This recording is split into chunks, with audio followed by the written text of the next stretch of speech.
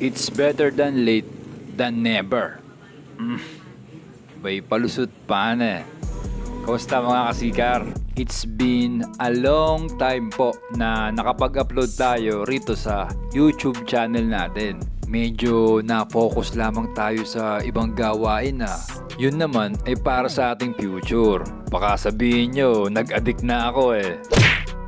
Anyways mga kasikar, abay maraming salamat sa mga bagong subscriber.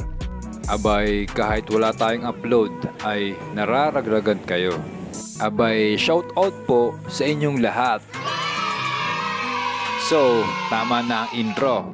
Punta na tayo sa ating main content. Ito yung nagpalit ako ng manibela. Bali si Jomar ang nagpalit nito.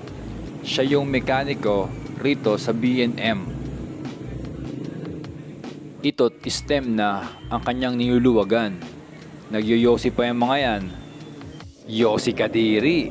Rito naman ay nire-ready niya ang stem. Hayan at pinupunasan pa. Yung sumisipol pala, siya yun.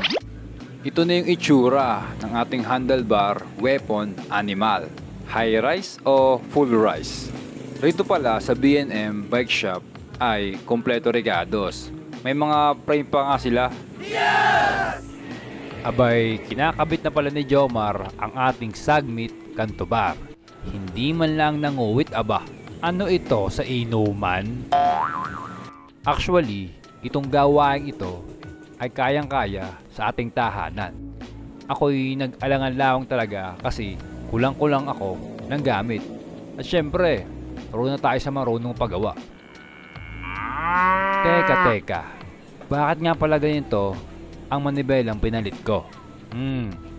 Ay of course, curious akong ma-experience ang ibibigay na ride feeling ng ganitong manibela. Saka inaamin ko na bibihira na akong nakakapag-trail. As in, bibihira na. Abay syempre, nakakamiss ang trail. Lalo na yung nature. Tama na muna drama. Rito na muna tayo sa present. Nga pala, na ito rin si Just Lee. Sumunod siya sa bike shop dahil may bibili siyang parts. Yun nga lamang, wala yung available na kulay. Yun ito na po ang itsura ng ating bisikleta. Open po tayo sa comment mga kasikar.